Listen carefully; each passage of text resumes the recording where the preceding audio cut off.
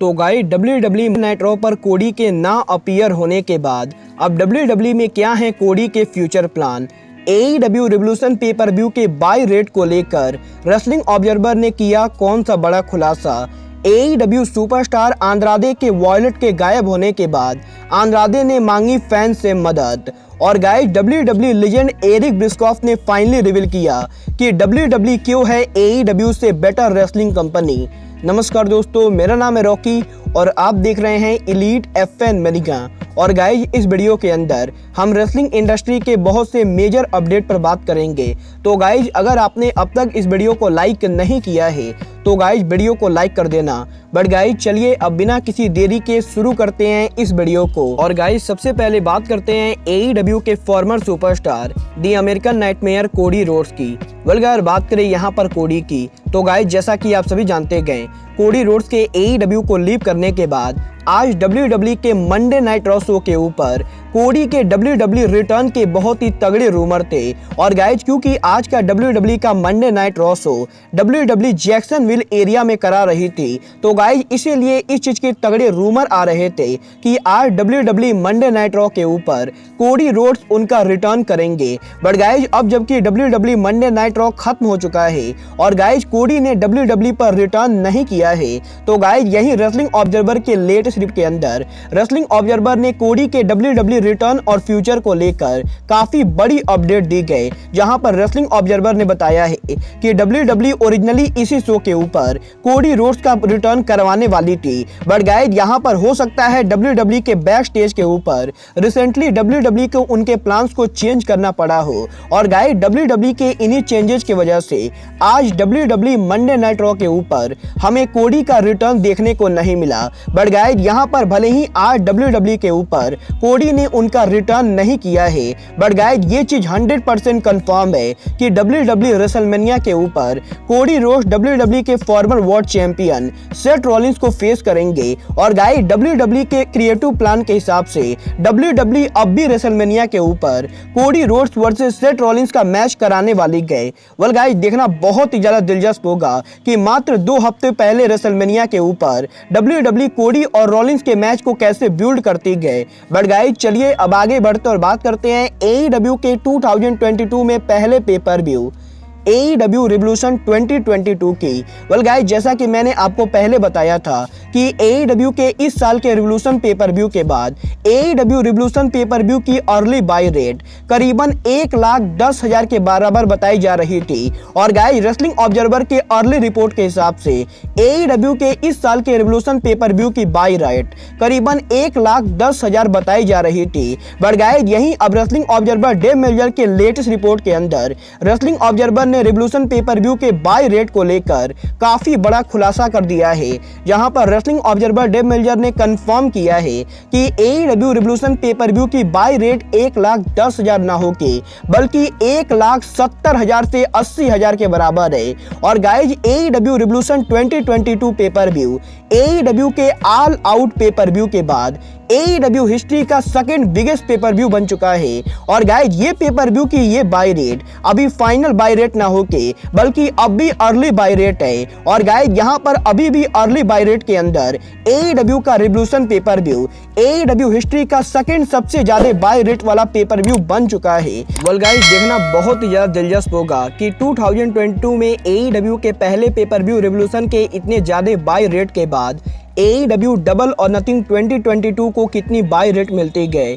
But guys चलिए अब आगे बढ़ते हैं और बात करते हैं AEW सुपरस्टार आंद्रादे एल इदोलो की। वेल गाइस बात करें यहाँ पर आंद्रादे एल इदोलो की तो गाइस अगर आप आंद्रादे को काफी लंबे टाइम से फॉलो करते गए तो गाइस आपको मालूम होगा कि Andrade L इदोलो originally Mexican wrestler हैं जो कि ओरिजिनली मैक्सिको के रहने वाले गए। बट गाइस यहाँ पर उनके प्रो रेसलिंग करियर के वजह से उन्हें अमेरिका में भी रहना पड़ता है। बट गाइस यही इस हफ्ते के डायनामाइट शो के खत्म होने के बाद जब आंद्रादे एल इदोलो उनके होम कंट्री मैक्सिको वापस जा रहे थे तो गाइस यहाँ से मैक्सिको वापस आंद्रादे एल इदोलो का पर्स यानी कि वॉलेट गायब हो गया है। और गाइस यहाँ पर जब आंद्रादे फ्लाइट से बाहर निकलकर एयरपोर्ट पर पहुंचे थे और गाइस जब आंद्रादे को पता चला कि उनका वॉलेट गिर गया है तो गाइस आंद्रादे ने फ्लाइट में दोबारा जाकर चेक करने की कोशिश की। बट गाइस यहाँ पर एयरपोर्ट के मैनेजमेंट ने आंद्रादे को वापस नहीं जाने दिया है। और गाइज एयरपोर्ट के मैनेजमेंट के इस हरकत के बाद अब आंद्रादे एल इदोलो ने प्रो रेसलिंग फैंस से मदद मांगी गई, जहां पर आंद्रादे ने ट्विटर पर ट्वीट करके कंफर्म किया है कि आंद्रादे एल इदोलो का वॉलेट गिर चुका है। और गाइज आंद्रादे एल इदोलो के वॉलेट के अंदर सिर्फ पैसे ना होके बल्कि आंद्रादे की काफी पर्सनल और इम्पोर्टेंट चीजें थी। और गाइज यहाँ पर आंद्रादे ने बताया है कि आंद्रादे के वॉलेट के अंदर आंद्रादे का credit card, debit card, Andrade का अमेरिका और मैक्सिको का ड्राइविंग लाइसेंस और आंद्रादे के और भी काफी सारे इंपॉर्टेंट डॉक्यूमेंट थे। और गाइज यहाँ पर आंद्रादे ने कहा है कि अगर किसी भी फैन को आंद्रादे का वॉलेट मिलता है तो गाइज आंद्रादे फैन से रिक्वेस्ट करना चाहेंगे कि वो आंद्रादे को उनका वॉलेट लौटा दे। और गाइज जो भी आदमी आंद्रादे को उनका वॉलेट लौटाएगा वो उसे कोई बड़ा इनाम देंगे। वेल गाइज देखना काफी ज्यादा दिलचस्प होगा कि आंद्रादे के सोशल मीडिया पर इस ट्वीट के बाद क्या सच में किसी फैंस को आंद्रादे का वॉलेट मिलता है। और गाइज अगर आंद्रादे का वॉलेट किसी फैन को मिलता है तो गाइज आंद्रादे उस फैन को क्या रिवॉर्ड देते गए। वेल गाइज ये तो बात हुई AEW सुपरस्टार आंद्रादे एल इदोलो की। बट गाइज चलिए अब आगे बढ़ते हैं और बात करते हैं रेसलिंग लेजेंड एरिक बिस्कॉफ की। वेल गाइज बात करें यहाँ पर एरिक बिस्कॉफ की तो गाइज जैसा कि आप सभी जानते होंगे एरिक बिस्कॉफ 90s का एक बहुत ही बड़ा नाम है। और गाइज करीबन 3 डिकेड तक रेसलिंग इंडस्ट्री में रहने के बाद अब यहीं एरिक बिस्कॉफ ने एक बार फिर से WWE और AEW को लेकर बात की गई। और गाइज एरिक बिस्कॉफ के AEW को लगातार मॉक करने के बाद एक बार फिर से एरिक AEW को बुरी तरीके से लताड़ दिया है।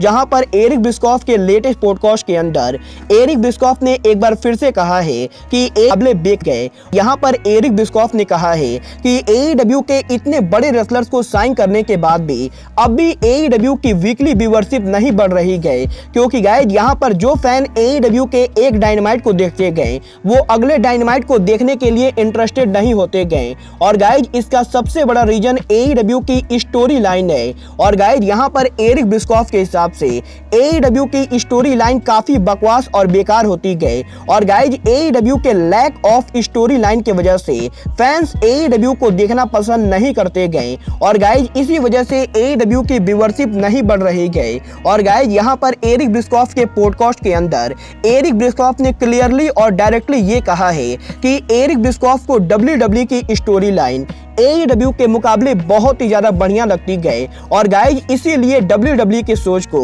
AEW से काफी ज्यादा व्यूअरशिप मिलती गई। और गाइज इसीलिए WWE हर मामले में काफी ज्यादा बेटर है। वेल गाइज आप सभी एरिक बिस्कॉफ से एग्री करते हैं या नहीं, आप सब मुझे कमेंट करके बताइए। बट गाइज मैं बात करूं अपनी पर्सनल ओपिनियन की तो गाइज मैं एरिक बिस्कॉफ के इस बात से एग्री भी करता हूं और नहीं भी एग्री करता हूं, क्योंकि गाइज सबसे पहली बात तो ये है कि मैं WWE को बिल्कुल भी फॉलो नहीं करता हूं। और गाइज मैंने करीबन 5 सालों से WWE के सोच को नहीं देखा है। और गाइज इसीलिए मुझे पर्सनली नहीं पता है कि WWE के सोच पर कैसी स्टोरी लाइन होती गई। और गाइज इसीलिए मैं AEW के दूसरे फैंस की तरह WWE की स्टोरी लाइन को मॉक न करके बल्कि सिंपली ये कहना चाहूंगा कि मैं WWE को फॉलो नहीं करता हूं। और गाइज इसीलिए मुझे नहीं पता है कि WWE में कैसी स्टोरी लाइन है। और गाइज इसीलिए मैं एरिक बिस्कॉफ के इस मुद्दे के ऊपर WWE को लेकर कुछ भी नहीं कहना चाहूंगा। बट गाइज जहां तक बात रही AEW की स्टोरी लाइन की तो गाइज यहां पर मैं एरिक बिस्कॉफ से एग्री नहीं करता हूं, क्योंकि गाइज मुझे पर्सनली लगता है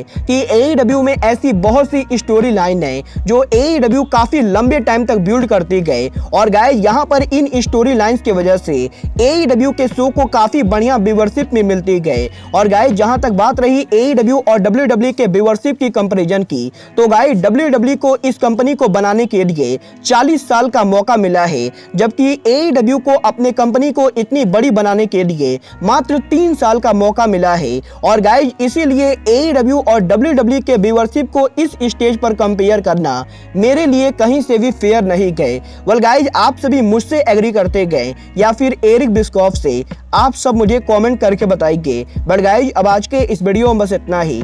मैं मिलता हूं आपसे अपने अगले वीडियो में। बट गाइज तब तक के लिए just like Kenny Omega says, good bye, good night and bang.